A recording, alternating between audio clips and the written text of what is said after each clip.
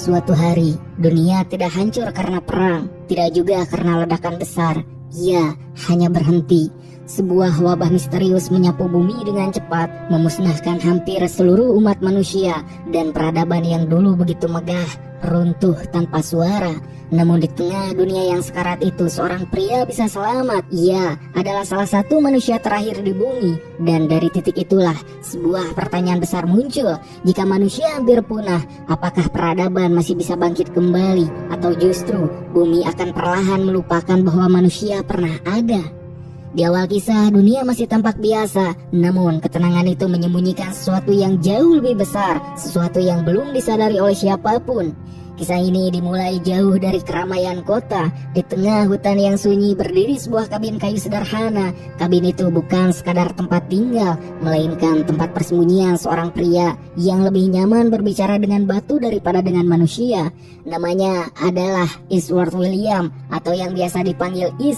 Is adalah seorang geolog, seorang pengamat bumi yang memiliki kepribadian pendiam, introvert. Pun hari-harinya dihabiskan dengan satu rutinitas sederhana, yaitu menjelajahi tebing, memecah batu dan mencari sampel geologi yang menarik perhatiannya. Di mana pagi itu pun tak berbeda. Dengan membawa palu geologi andalannya, Is berjalan menyusuri jalur berbatu menuju sebuah tebing yang sudah beberapa hari terakhir ia teliti. Ia pun memeriksa lapisan batu, mengetuknya perlahan, lalu memukulnya dengan presisi seorang ahli. Is membungkuk, memeriksa pecahannya, dan senyum tipis muncul di wajahnya. Ia menemukan batu yang ia cari. Namun saat perhatiannya terfokus pada temuan itu, tiba-tiba seekor ular muncul dari celah batu dan langsung menggigit tangannya. Is pun tersentak mundur. Ia menatap bekas gigitan itu. Ular itu ternyata berbisa. Dan sebagai orang yang sering berada di alam liar, Is tahu betul apa itu artinya. Sebab kini waktu mulai melawan dirinya, di mana dengan tangan gemetar ia merogoh sakunya, mencoba mengambil ponselnya untuk menelpon 911. Namun dalam kepanikan, ponsel itu malah terjatuh. Yang tanpa banyak pilihan, Is melakukan apa yang ia ingat dari pertolongan pertama di alam liar. Ia mengambil pisau kecil, lalu menurih luka gigitan ular untuk membukanya lebih lebar. Kemudian ia menunduk dan menyedot luka itu, berusaha mengeluarkan racun yang mungkin sudah masuk ke dalam darahnya. Ia pun tak tahu apakah itu akan berhasil atau justru itu akan sia-sia. Hingga beberapa menit kemudian, pandangan Is pun sedikit berputar. Ia mulai pusing, juga tubuhnya mulai melemah. Dan dengan langkah yang tak stabil, Is pun berusaha kembali ke kabin. Hingga saat akhirnya sampai di kabin, kondisinya pun semakin buruk. Is langsung menuju dapur dan meminum air sebanyak mungkin, berharap racun itu bisa terdilusi dalam tubuhnya. Namun tubuhnya tak merespon seperti yang ia harapkan, dan ia pun berjalan menuju tempat tidur, lalu jatuh ke kasur dengan tubuh yang semakin lemas, disertai kelopak matanya yang perlahan tertutup, dan akhirnya Is pun kehilangan kesadaran.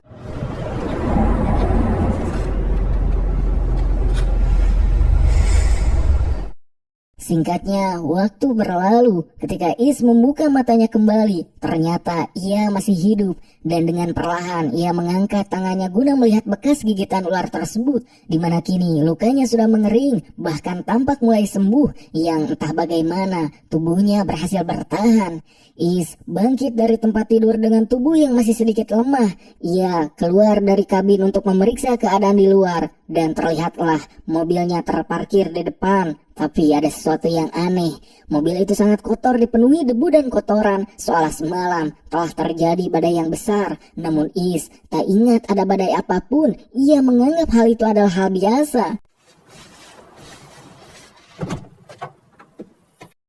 Dimana setelah membersihkan kaca mobil sekadarnya, ia mencoba menyalakan mesin. Hingga saat pertama kali di starter, mobil itu tak langsung menyala. Mesinnya pun tersendat. Lalu akhirnya mesin itu pun hidup.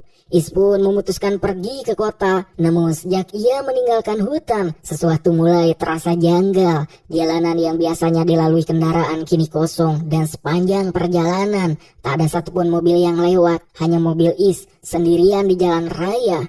Perasaan aneh pun mulai muncul, tapi ia tetap melanjutkan perjalanan hingga akhirnya tiba di sebuah supermarket.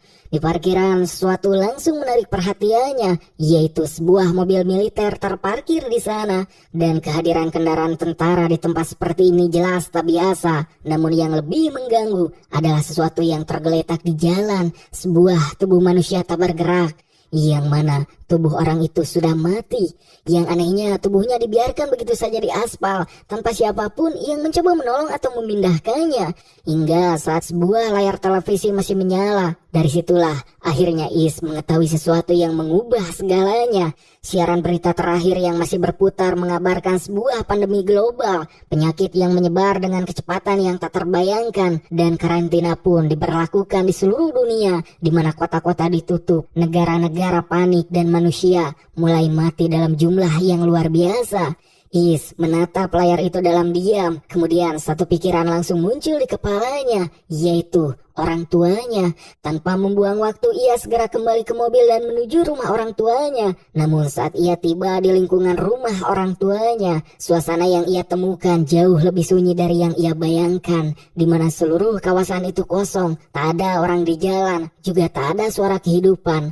Hanya Is sendirian di antara rumah-rumah yang tertutup. Ia pun masuk ke rumah orang tuanya dengan hati yang mulai terasa berat. Di dalam, keadaan rumah sangat berantakan, seolah semua orang pergi dengan terburu-buru. Is pun berjalan perlahan menuju kamar, dan di sanalah ia menemukan ayahnya terbaring di atas tempat tidur tak bergerak, menandakan ayahnya sudah meninggal. Perasaan Is pun bercampur aduk, namun sebelum ia sempat benar-benar memproses semuanya, ia menemukan sesuatu yang lebih menyakitkan, di mana tak jauh dari sana, ibunya juga sudah meninggal. Di dalam kebingungan yang luar biasa itu, Is hanya bisa menangis meratapi kedua orang yang ia cintai, nyatanya sudah meninggal.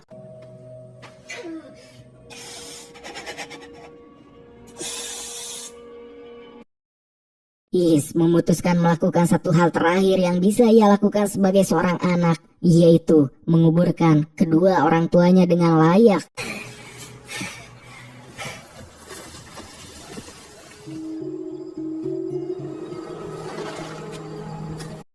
Saat akhirnya kedua orang tuanya dimakamkan, matahari pun sudah tenggelam, dan malam itu Is menatap kosong ke dinding sebab tak menyangka dunia seketika kini sangatlah berbeda.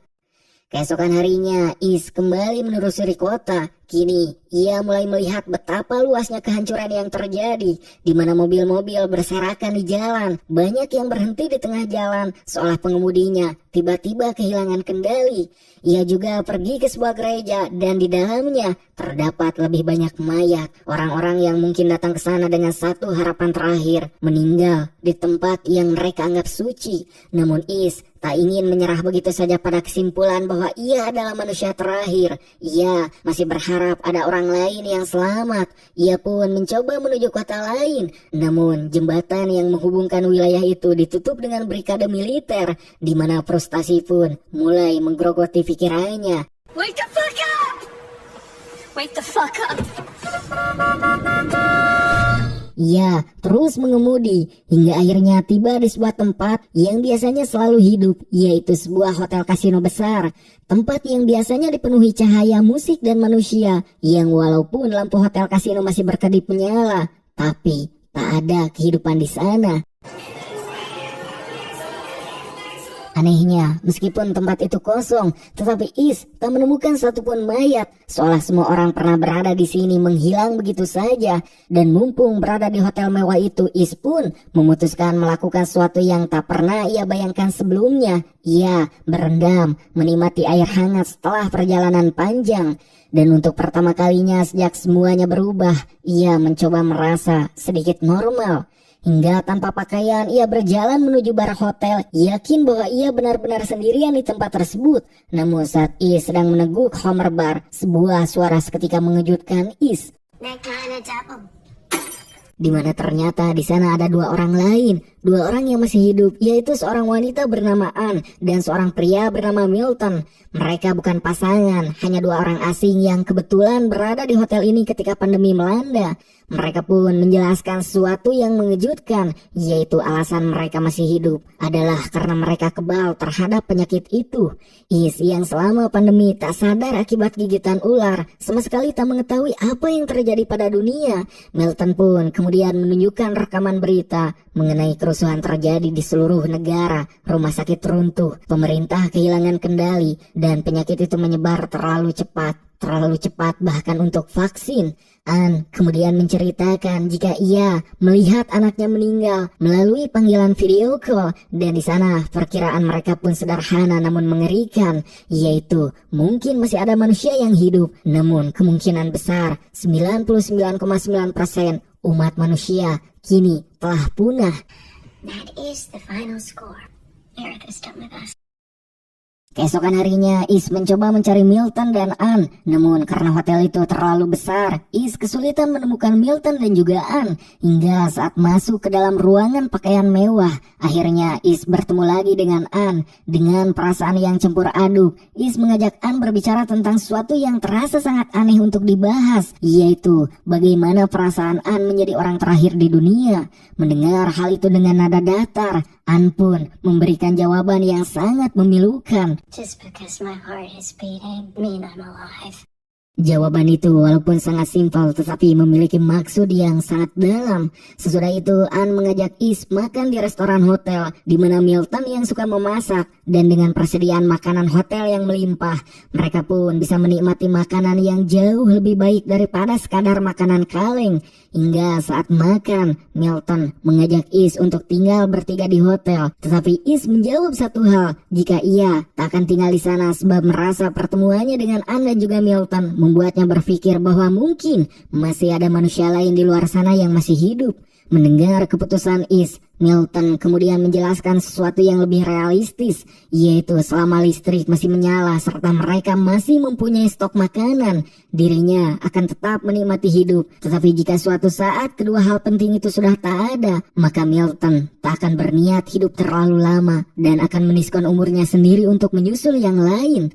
Mendengar perkataan Milton yang nampaknya sudah bulat, Is tak bisa memberikan kata-kata apapun. Ia kemudian pergi dari hotel, namun saat ia sedang berjalan menuju mobilnya, tiba-tiba yang menandakan jika Milton dan Anne benar-benar sudah meniskon umur mereka. Singkatnya, saat mengemudi di jalan yang kosong dengan perasaan yang campur aduk, seekor anjing tiba-tiba menghentikan mobilnya. Is menatap hewan itu beberapa detik, hingga ia pun memutuskan untuk menjadikannya teman, dan ia memberi nama anjing itu Lucky. Dan sejak saat itulah, Is tak lagi sepenuhnya sendirian. Sesudah itu, tempat berikutnya yang Is datangi adalah sebuah perpustakaan kota. Hal itu Is lakukan karena ia harus hidup di dunia kosong ini, maka setidaknya ia membutuhkan sesuatu untuk mengisi waktu gabutnya dengan membaca. Ia pun mengumpulkan buku tentang bertahan hidup, buku pengetahuan, dan juga buku hiburan. Dan kini Is bisa tidur di rumah manapun yang ia inginkan, karena pada dasarnya semua rumah sudah kosong, juga listrik masih menyala karena sumbernya berasal dari bendungan besar. Hingga waktu terus berjalan, dan kini setahun telah berlalu. Is mulai terbiasa hidup di dunia tanpa manusia, di mana alam pun perlahan mulai mengambil kembali wilayahnya. Rumput tumbuh di jalan, hutan merambat ke kota, namun satu hal tetap tidak berubah, yaitu kesepian. Ever returning on its course. All streams flow into the sea. Get it together. Meski begitu, Is masih belum menyerah. Ia tetap bertahan hidup di dunia yang tak lagi menyisakan kehidupan dari manusia lain. Hope. Hingga suatu hari, dari kejauhan, ia melihat sesuatu yang membuat jantungnya berhenti sejenak. Sebuah asap tipis keluar dari cerobong salah satu rumah. Tanda sederhana yang berarti satu hal, mungkin masih ada manusia lain yang hidup. And everything that is still yet to come.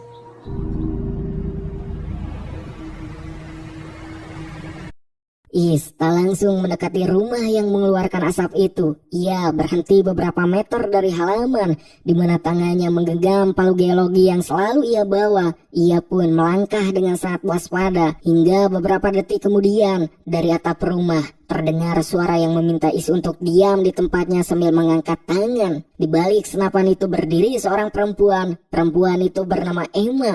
Hingga beberapa detik mereka hanya saling menatap. Dua manusia yang sama-sama tak tahu apakah orang di depannya adalah ancaman atau satu-satunya harapan yang tersisa di dunia. Namun setelah melihat bahwa Is tak membawa senjata berbahaya, hanya sebuah palu, Emma akhirnya menurunkan senapannya. Ia pun mengizinkan Is untuk masuk. Di dalam rumah itu suasananya sangat hangat sebab api di perapian masih menyala. Itulah yang menghasilkan asap dari cerobong tadi. Ternyata Emma sedang membuat teh dan ia pun menuangkan secangkir untuk Is. Bagi keduanya, momen itu terasa sangat aneh sekaligus luar biasa sebab sudah lama sejak terakhir kali mereka berbicara dengan manusia lain. Suasana pun awalnya sangat canggung, namun perlahan percakapan mulai mengalir. Emma menjelaskan bahwa ia baru pindah ke rumah ini beberapa hari yang lalu. Ia terus berpindah dari satu tempat ke tempat lain sebelum akhirnya menemukan rumah ini. Ketika Is bertanya bagaimana ia bisa bertahan hidup selama ini, Emma hanya mengangkat bahu. Ayahnya seorang tentara dan ibunya seorang perawat. Sejak kecil ia sering diajak berburu dan bertahan hidup di alam bukan hal yang asing baginya. Juga keterampilan itulah yang mampu membuatnya bertahan ketika dunia runtuh. Setelah beberapa saat berbicara, Is merasa sudah waktunya pergi. Ia tak ingin terlalu lama menunggu. Namun sebelum ia keluar dari pintu, Emma menghentikannya. Ia meminta Is untuk tetap tinggal. Bukan karena ia membutuhkan bantuan, tapi karena di dunia yang hampir tak memiliki manusia lagi, keberadaan orang lain terasa terlalu berharga untuk dilewatkan begitu saja. Akhirnya Is pun duduk kembali dan percakapan mereka pun berlanjut. Is lalu bertanya sesuatu yang sejak tadi membuatnya penasaran, mengapa Emma memilih rumah ini. Emma menjawab dengan nada yang hampir santai, rumah dengan tanda yang akan dijual. Biasanya tak ada mayat di dalamnya. Jawaban itu singkat, tapi cukup menjelaskan betapa kerasnya realitas yang mereka hadapi sekarang. Is kemudian menceritakan bahwa rumahnya cukup besar dan jika Emma mau, mereka bisa tinggal di sana bersama. Emma tak langsung menjawab, ia hanya mengatakan bahwa ia akan mempertimbangkannya. Keesokan harinya, Is kembali datang. Kali ini ia membawa Emma menuju rumahnya. Ketika Emma masuk ke dalam rumah Is, satu hal langsung menarik perhatiannya, yaitu buku. Rak buku memenuhi hampir seluruh ruangan, di mana Is memang menghabiskan banyak waktunya dengan membaca, terutama sejak dunia menjadi sunyi. Hingga saat Emma berjalan ke halaman belakang untuk melihat-lihat area rumah, Is melakukan sesuatu yang tak ia ceritakan kepada siapapun. Di sebuah sudut ruangan, ada tali yang terikat di sebuah pohon. Is perlahan melepaskan tali itu karena pada suatu waktu di masa lalu, ketika kesepian terlalu berat, Is pernah berpikir untuk mendiskon umurnya sendiri. Namun sekarang keadaannya sudah berubah. Di saat yang sama, Emma memanggilnya dari halaman sebab kini persediaan makanannya diserang oleh tikus. Akhirnya mereka memutuskan pergi ke supermarket untuk mengambil perangkap tikus dan beberapa kebutuhan lain.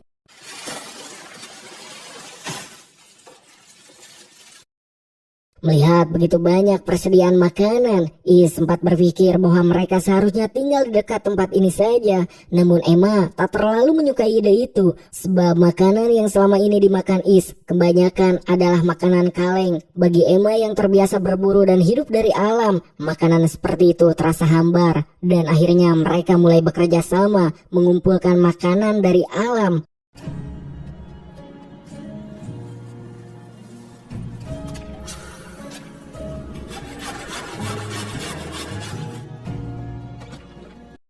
Namun mereka juga menyadari satu hal penting, cara hidup seperti itu tak akan bertahan lama. Dengan bantuan Emma, mereka mulai berkebun. Is bahkan membuat kandang ayam meskipun mereka belum memiliki ayam. Ketika Emma bertanya mengapa ia membuat kandang kosong seperti itu, Is hanya berkata santai, jika kandangnya sudah ada, mungkin suatu hari ayamnya juga akan datang. Hari demi hari berlalu, perlahan mereka mulai membangun kehidupan baru. Dan di dunia yang terasa hanya milik mereka berdua, hubungan itu akhirnya berubah. Mereka bukan lagi sekadar dua orang yang kebetulan bertahan hidup. Mereka pun kini menjadi pasangan. Dan kini mereka tak lagi memikirkan kematian setiap hari. Namun untuk benar-benar bertahan hidup, mereka membutuhkan kepastian tentang 3 hal penting, yaitu listrik, air, dan juga makanan. Suatu hari ketika mereka hendak pergi keluar, mobil Is kehabisan bensin yang karena tak ada pom bensin yang beroperasi lagi. Is pun mengambil bensin dari mobil-mobil yang ditinggalkan tetangga mereka. Ia membutuhkan bahan bakar itu untuk membawa sesuatu yang sangat penting, yaitu panel surya. Jika mereka ingin tetap memiliki listrik ketika pembangkit utama akhirnya berhenti bekerja, panel surya adalah satu-satunya harapan. Waktu terus berjalan dan tanpa mereka sadari, kehidupan mulai memberi kejutan baru, yaitu Emma hamil. Dan kabar itu membuat Is bahagia sekaligus takut, karena di dunia ini tak ada rumah sakit, tak ada dokter, juga tak ada bantuan medis. Ia bahkan tak yakin apakah ia akan mampu melindungi anaknya nanti. Namun Emma tetap tenang dan meyakinkan Is bahwa semuanya akan baik-baik saja. Is pun kemudian pergi ke perpustakaan kota. Ia mencari buku tentang persalinan, tentang merawat bayi, juga tentang menjadi ayah. Is ingin siap menghadapi apapun yang terjadi. Ia mengumpulkan berbagai peralatan yang mungkin mereka butuhkan ketika hari kelahiran tiba. Sementara itu, sesuatu yang aneh juga terjadi. Ayah mulai muncul di sekitar rumah mereka, seolah tertarik pada kandang dan makanan yang sudah disiapkan yang tanpa sengaja. Rencana Is benar-benar berhasil. Kini mereka pun memiliki telur segar setiap hari. Namun waktu terus berjalan, perut Emma semakin besar, di mana suatu hari Emma mengatakan bahwa ia ingin makan daging, sebab selama ini mereka lebih sering makan sayuran dari kebun dan telur ayam. Is pun akhirnya memutuskan pergi ke sebuah peternakan sapi. Yang anehnya, pandemi itu tampaknya hanya memusnahkan manusia, sebab hewan-hewan tetap hidup. Namun Is yang bukan pemburu berpengalaman, saat akhirnya menembak seekor sapi, tembakan pertama tak langsung mempateninya. Sapi itu jatuh, namun masih bergerak. Dengan berat hati, Is pun harus menjedor lagi. Namun mempateni sapi ternyata bukan bagian tersulit, sebab bagian tersulit adalah memotong dagingnya. Is membawa buku panduan memotong sapi. Ia membaca setiap langkah dengan hati-hati, namun membaca dan melakukannya langsung adalah dua hal yang sangat berbeda, di mana tangannya pun kini berlumuran merah.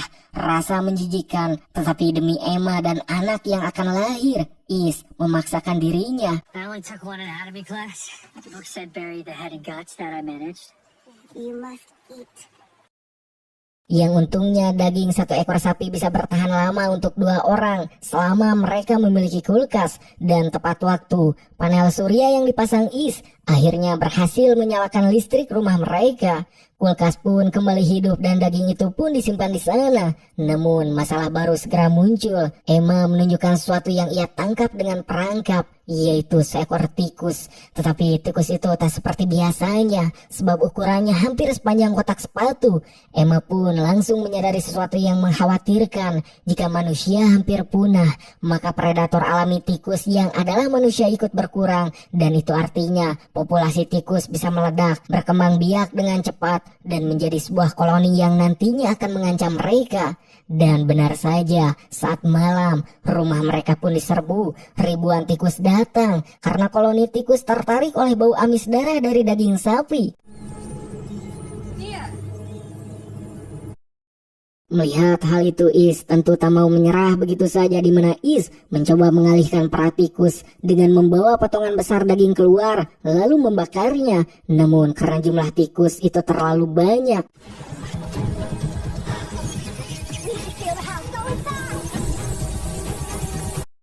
mereka akhirnya terpaksa berlindung di dalam rumah. Tikus-tikus itu pun mencoba menggigit pintu bahkan dinding. Malam itu pun terasa sangat panjang, namun akhirnya mereka berhasil bertahan.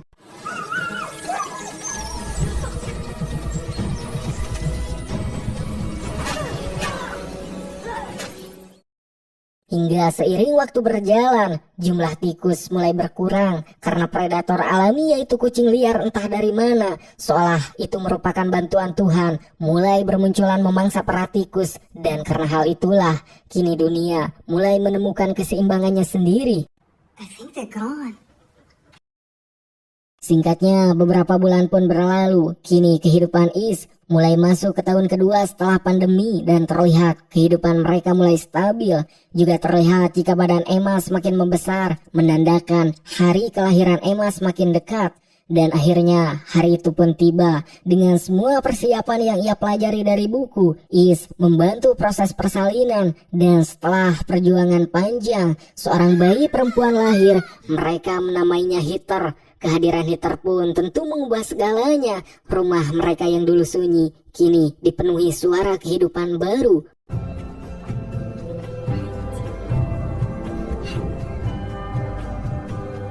But I feel blessed.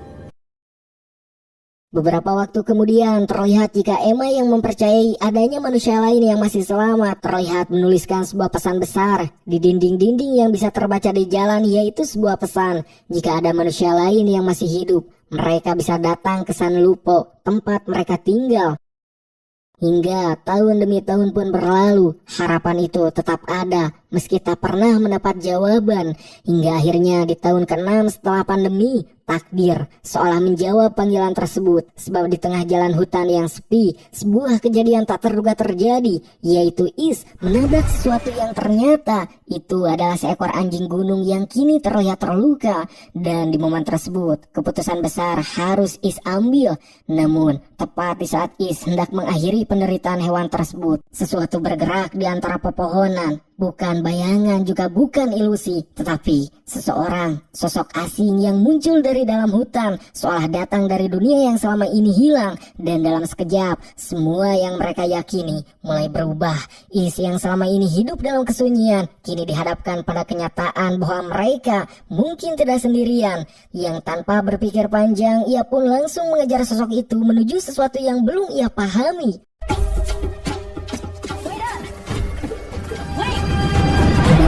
Cerita pun berakhir dengan sederet misteri yang menggantung. Yang pertama, siapa sebenarnya sosok asing itu? Yang kedua, apakah ia datang sebagai harapan atau sebagai ancaman? Dan yang terakhir, apakah pesan Emma selama ini akhirnya menemukan jawabannya?